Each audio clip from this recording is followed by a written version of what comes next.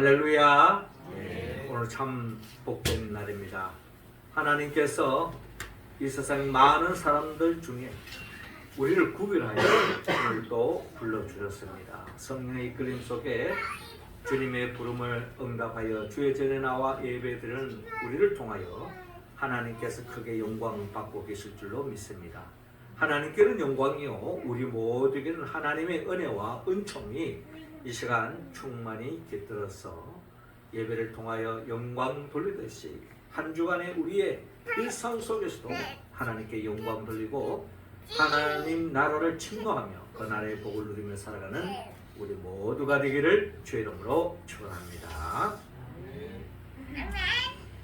우리는 성경의 첫째 아담을 이야기할 때에 이 하나님의 말씀으로 천지 만물을 창조하시고 하나님의 형상과 모양으로 아담을 만드셨죠.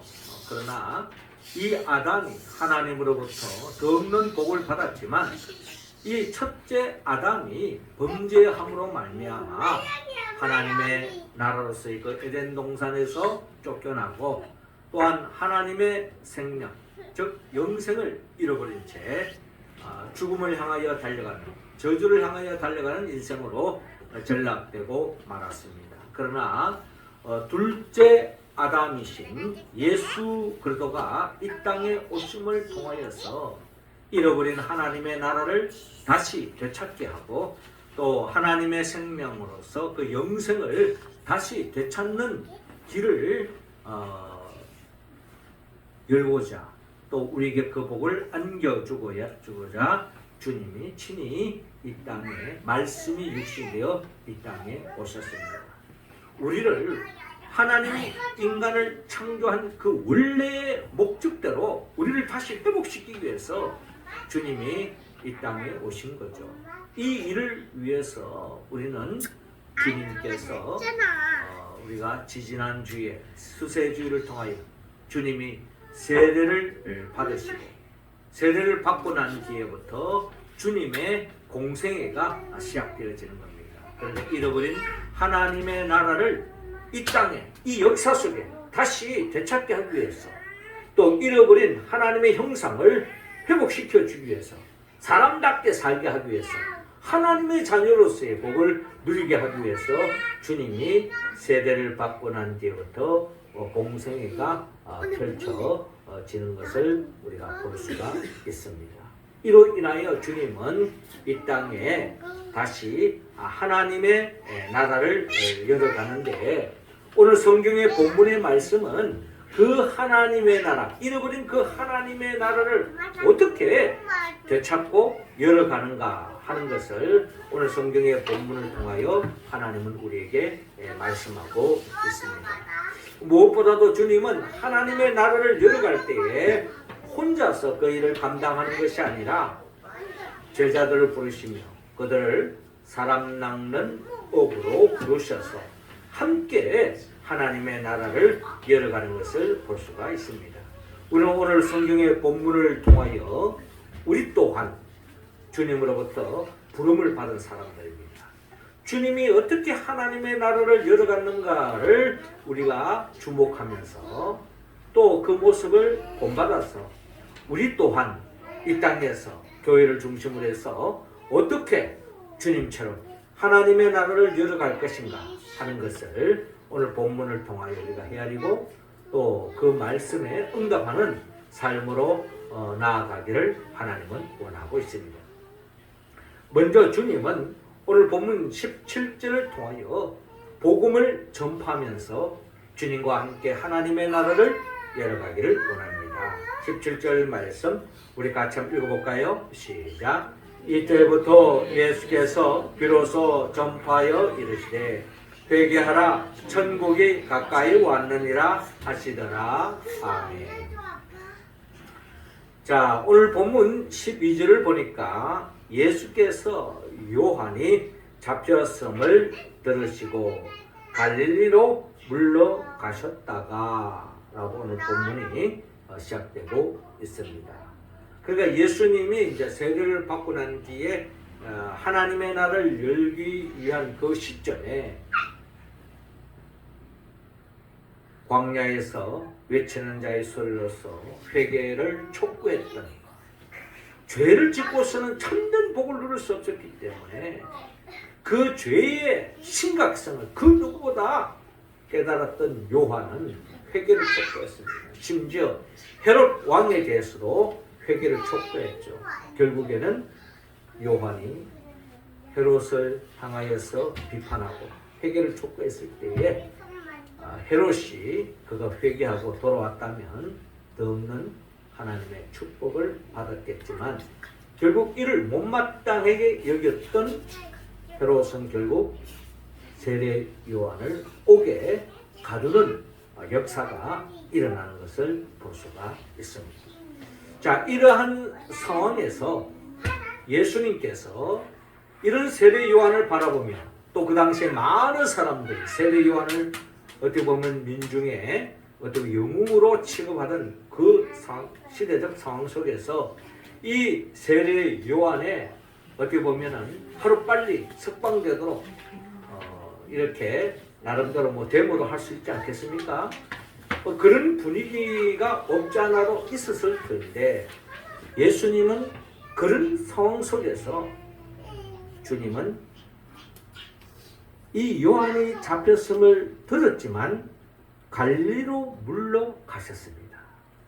그러니까 어떻게 본다면 이 정의롭게 불의를 지적하고 회개를 촉구했던 이 세례 요한이 빨리 이 감금에서 풀어나는 이런 일에 앞장서는 것보다 더 본질적인 하나님의 나라를 열어가기 위해서 더 본질적인 일에 임하는 모습을 볼 수가 있는데 우리는 그 일이 뭔가 이어지는 본문을 통하여 우리가 헤아려 보아야 합니다. 13절을 보니까 나사렛을 떠나 스불론과 납달리 지경 해변에 있는 가버나움에 가서 사시니 이는 선지자 이사야를 통하여 하신 말씀을 이루려 하심이라 일렀으되. 그러니까 일찍이 이사야 선지자가 이사야 9장을 통하여 예언했던 바들을 실현하기 위해서 주님의 사역이 펼쳐지는 것을 볼 수 있습니다. 그 내용이 뭔가 하니 15절에 스불론 땅과 납달리 땅과 요단강 저편 해변길과 이방의 갈릴리여 흑암에 앉은 백성이 큰 빛을 보았고 사망의 땅과 그늘에 앉은 자들에게 빛이 비추었도다 하였느니라 라고 말씀하고 있습니다. 불의를 잘못된 것을 잘못됐다고 이야기하고 정의를 외쳤던 세례 요한을 이렇게 감옥에서 풀어내는 것, 이런 운동을 펼치는 것도 중요하지만 주님은 보다 더 근원적인 이 땅에 하나님의 나라를 회복하는데 더 근원적인 문제가 있었다는 겁니다. 그 근원적인 문제를 해결하기 위하여 주님은 흑암으로 가득 차 있는 이 세상에 큰 빛을 발하는 요한복음 1장 9절에 표현하면 참빛으로 이 땅에 오신 우리 주님이 큰 빛을 발하는 모습을 보여주고 있는데 그 주님이 말하는 큰 빛을 발하는 사역이 뭔고 하는 거 봤더니 17절에 이때부터 예수께서 비로소 전파하여 이르시되 회개하라 천국이 가까이 왔느니라 하시더라 라고 말씀하고 있습니다. 그러니까 주님이 이 땅에 하나님의 나라를 열어가는 원초적인 더 근원적인 문제를 해결하기 위해서 주님이 하셨던 사역은 복음을 전파하는 데 있었다라는 겁니다. 복음이 뭐냐라고 우리가 이야기할 때 복음은 결국 회개하여 천국을 얻게 하는 것. 이 회개를 통해서 죄의 문제가 해결되어져서 하나님의 나라, 오는 천국을 맛보게 하는 것. 이게 바로 복음의 핵심 아니겠습니까?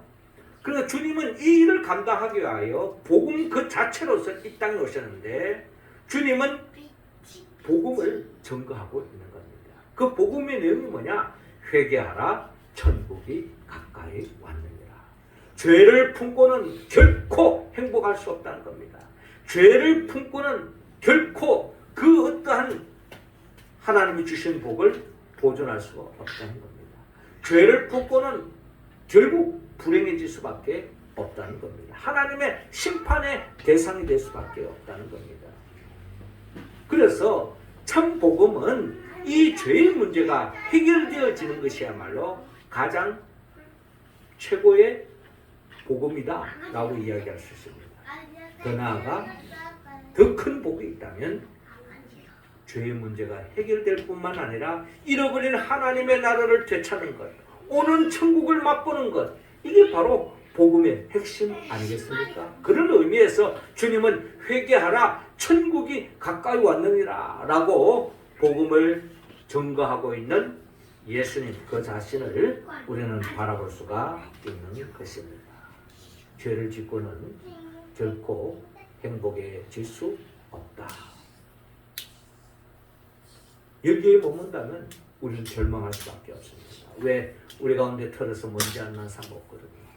그러나 복음이 있다면 이 죄의 문제를 해결해 주기 위하여 주님이 친히 이 땅에 오셨고 주님이 십자가의 보혈의 피를 흘려 주셨기 때문에 우리는 그 주님으로 인하여서 죄의 문제가 해결되어졌고 하나님의 자녀가 되어졌고 잃어버린 하나님의 나라를 누릴 수 있는 길이 열렸다는 것, 이것이야말로 우리에게는 더 없는 복음이요 축복이라는 것입니다. 그러므로 우리는 복음을 앞에 섰을 때에 우리가 복음을 증거하기 전에 우리 자신이 먼저 주님 앞에 조금이라도 흠과 죄가 있다면, 죄가 있다면 철저하게 회개하며 나아갈 때에 주님은 우리에게 사죄의 은총을 베풀어 줍니다. 우리가 주일마다 교회에 나와서 누리는 축복 중에 하나가 사죄의 은총이에요.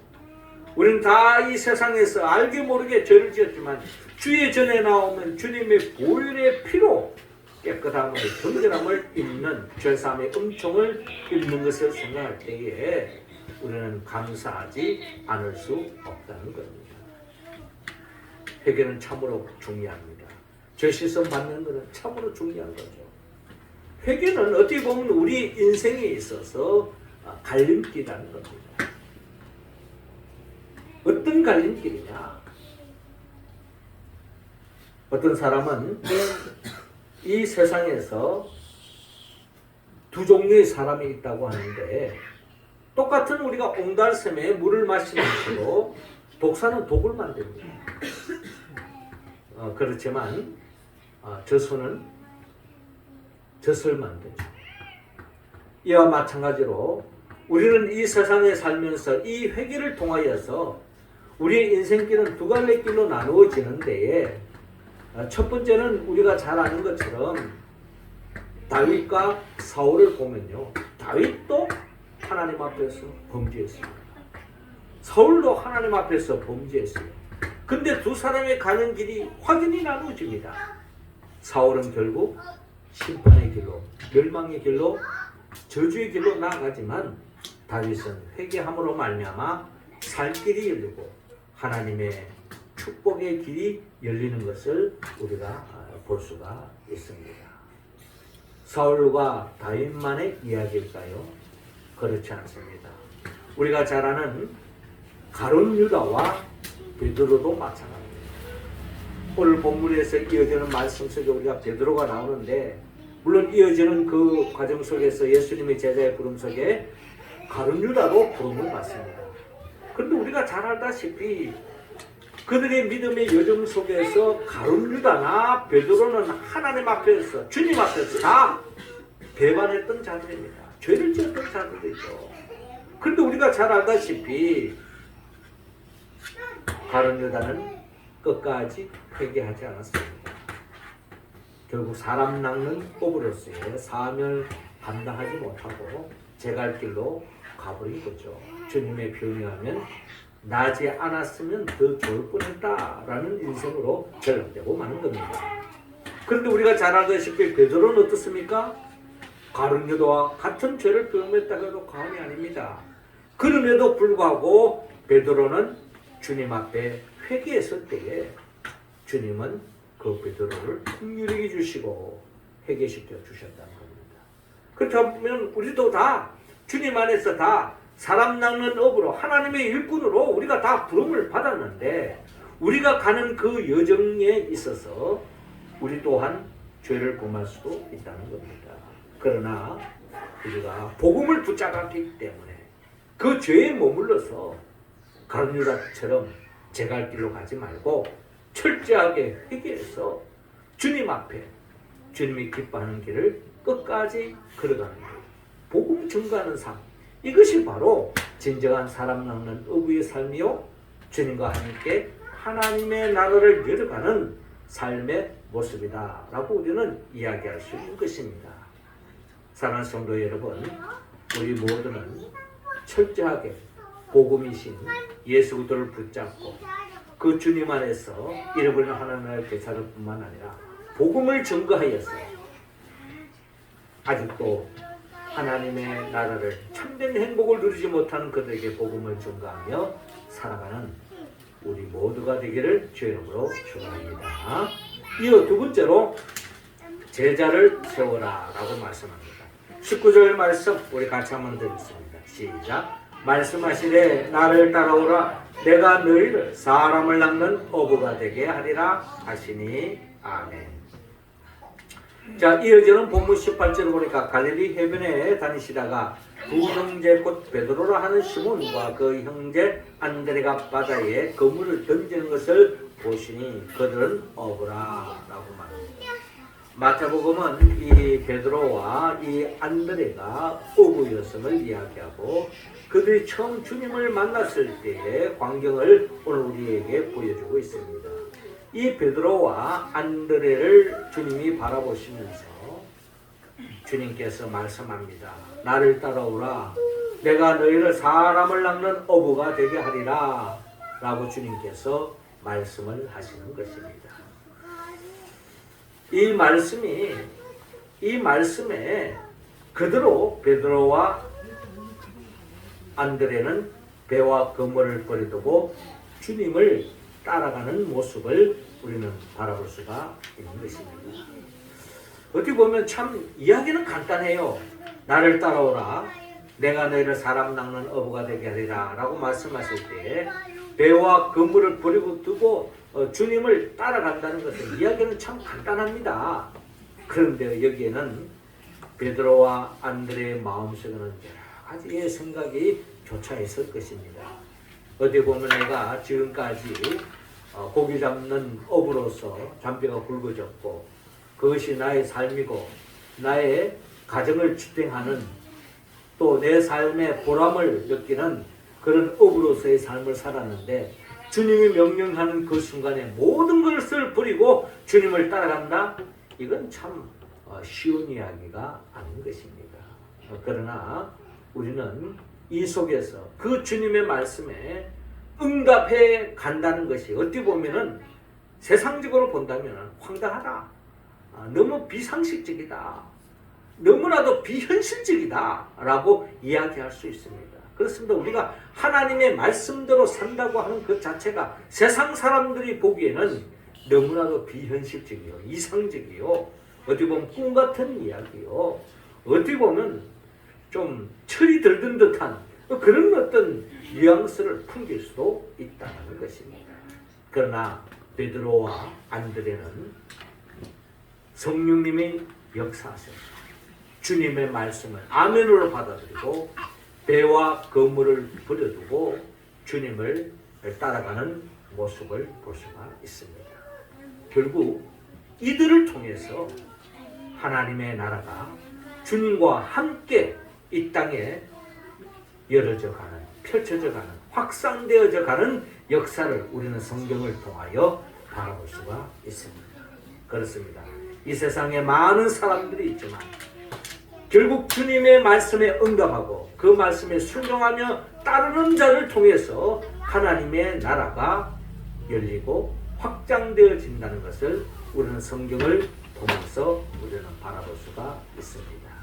우리도 그 역사에 참여하기를 하나님은 바라고 있습니다.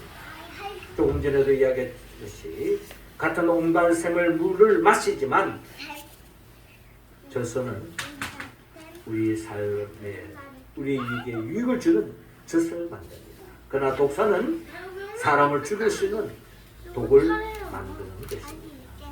우리의 삶도 마찬가지입니다. 우리가 어떤 인생을 살 것인가? 우리의 인생이 다른 사람을 살리고 다른 사람에게 행복을 안겨주는 축복의 통로이기로 갈 것인가? 아니면 다른 사람을 불행케 하고 다른 사람을 병들게 하는 그런 인생길로 갈 것인가 하는 그 갈림길은 우리의 결단에 놓여져 있다는 것입니다. 하나님의 말씀의 관점에 본다면 나를 따라오라 내가 너희를 사람을 낚는 어부가 되게 하리라 하는 주님의 그 말씀에 아멘으로 받아들이고 그 말씀에 순종하는 삶, 그것은 현실적인 사람에서 보는 관점으로 본다면 너무나도 비현실적으로 보이고 꿈꾸는 사람 같고 어떻게 보면은 황당하게 정신 나간 사람으로 볼 수도 있는 것이 세상 관점에서 보면 그렇다는 겁니다.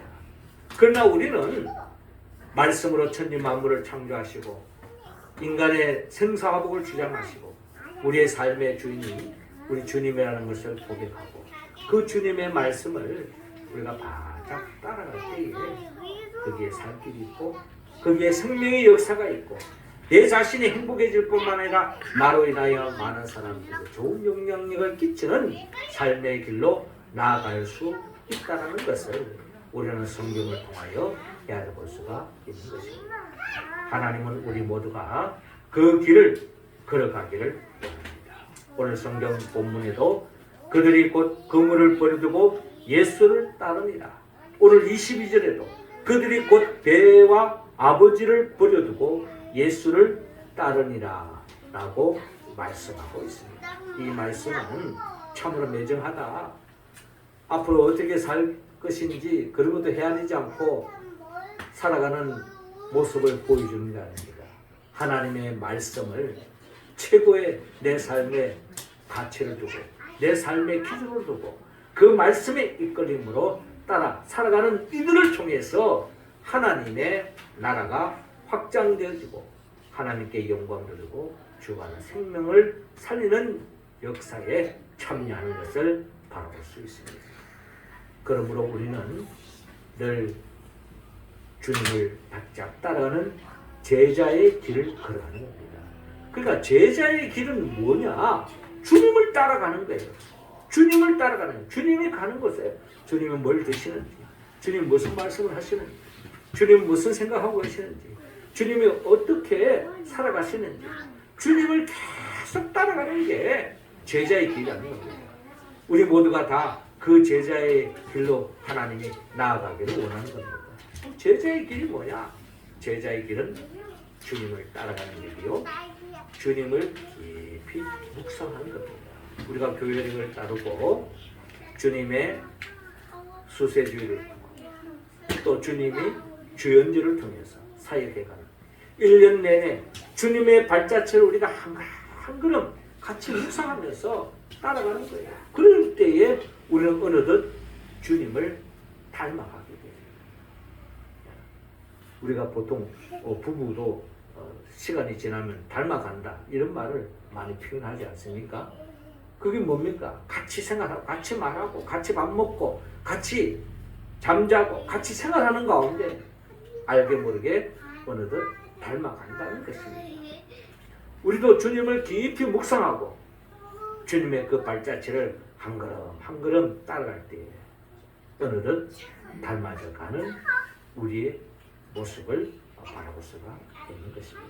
우리 자녀들도요, 시간이 지나면 어느덧 엄마 아빠를 닮아가는 모습을 그대로 확연하게 보이지 않습니까? 마치 붕어빵처럼 시간이 지나면서, 물론 부모에 의해서 난 자식이기 때문에 그런 유전자를 받았기 때문에 닮아가는 게 당연하겠죠. 그러나 시간이 지나면서 우리가 그걸 확인할 수 있는 것입니다. 이처럼 우리도 점점 주님을 생각하고 주님의 발자취를 따라가면 주님의 제자가 되어지고, 그리고 또한 우리 또한 주님과 함께 이 땅에 정말 무엇이 중요한 것을 헤아리고 하나님의 영광을 위하여 하나님의 나라를 누리고 확장하는 그 삶에 참여하는 진정한 참 제자의 길을 걸어가는 우리 모두가 되기를 주의 이름으로 축원합니다. 마지막 세 번째로 병자를 고쳐라 라고 말합니다. 23절 우리 같이 읽겠습니다. 시작.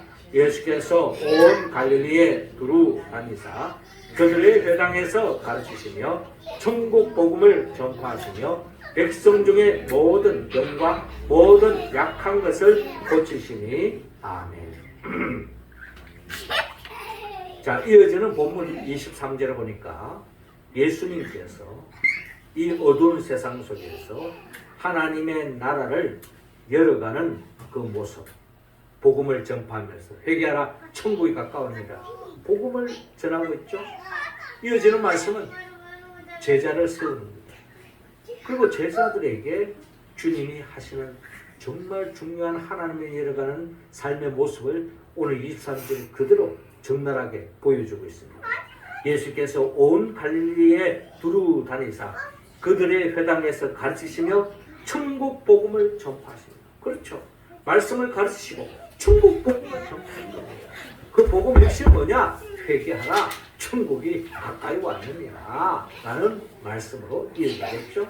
그리고 백성 중에 모든 병과 모든 약한 것을 고치시니 라는 말씀으로 오늘 본문이 매듭을 짓고 있습니다. 그러니까 병든 자를 고치는 그와 같은 역사를 보여주고 있습니다.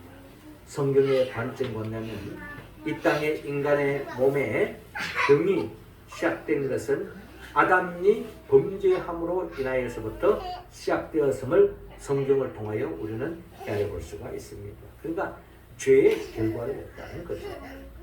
그러나 이 죄의 문제가 해결되어짐에도 불구하고 우리가 병에 걸릴 수도 있습니다. 거기에는 특별한 하나님의 섭리와 계획과 뜻이 있겠죠.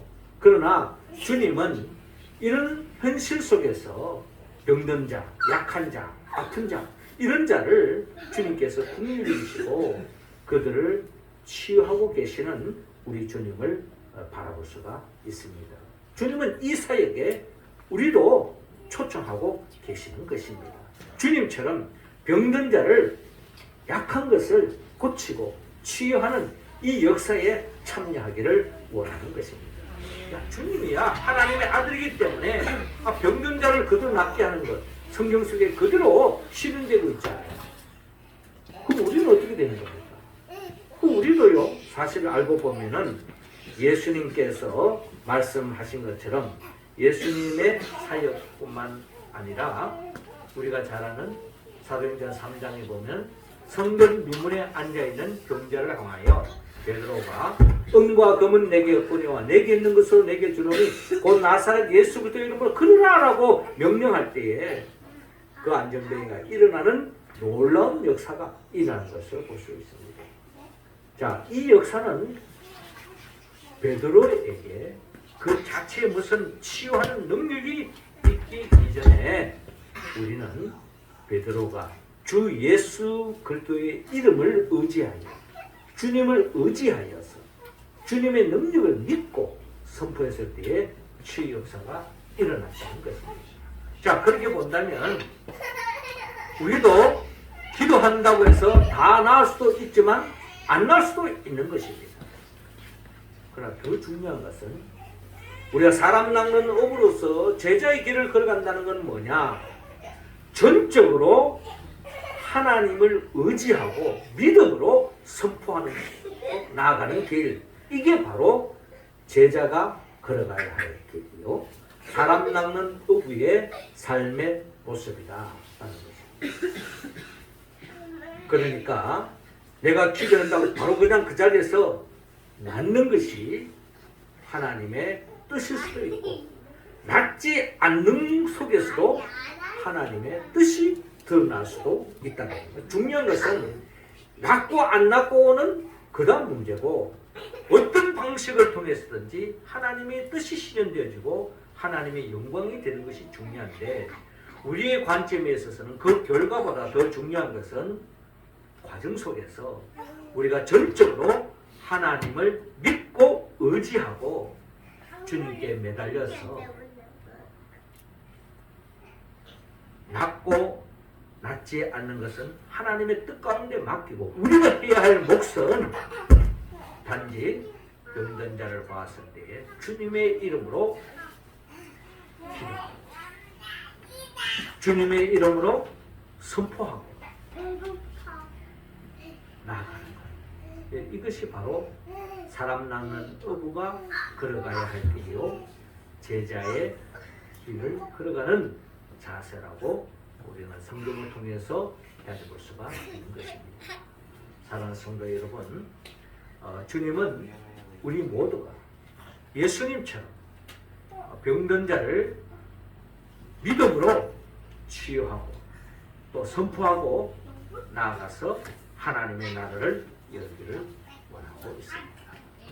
사랑하는 성도 여러분, 오늘 우리 주님께서 복음을 전파하고 제자를 세우고 병자를 고침으로 하나님의 나라를 열어갔던 것처럼 우리들도 사람 낚는 어부로서 제자로서 그 사역에 동참하여서 우리도 복음을 전하고 또 우리 자신이 제자의 길을 걸어갈 뿐만 아니라 제자를 세우고 더 나아가 믿음으로 병든 자를 치유하고 선포하고 그리하여 진정 하나님께 영광 돌리고 하나님의 나라의 일꾼으로서의 사람 낚는 어부로서의 삶을 살아가기를 원합니다. 우리가 어떻게 이 말씀에 온전히 응답할 수 있겠습니까? 우리는 성령의 도움이 없이는 할 수 없습니다.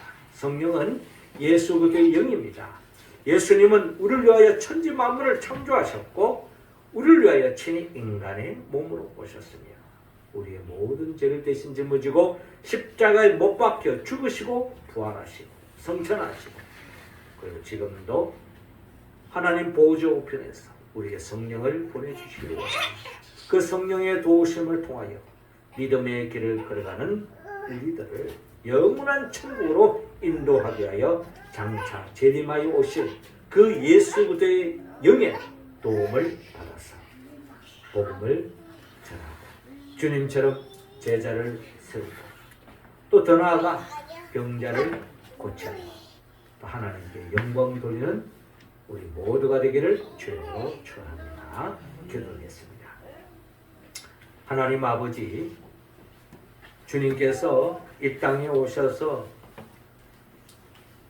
칠흑같이 어두운 이 상 속에서 빛을 발하며 복음을 전하고 제자를 세우고 병자를 고침으로 하나님의 나라를 열어가셨던 것처럼 우리 또한 사람 낚는 어부로 부름을 받고 제자로 부름을 받았사오니 우리 또한 주님과 같이 복음을 전하고 제자를 세우고 또 병자를 고침으로 하나님의 나라를 확장해 가는 하나님께 영광 돌리는 우리의 삶으로 인도하여 주옵소서.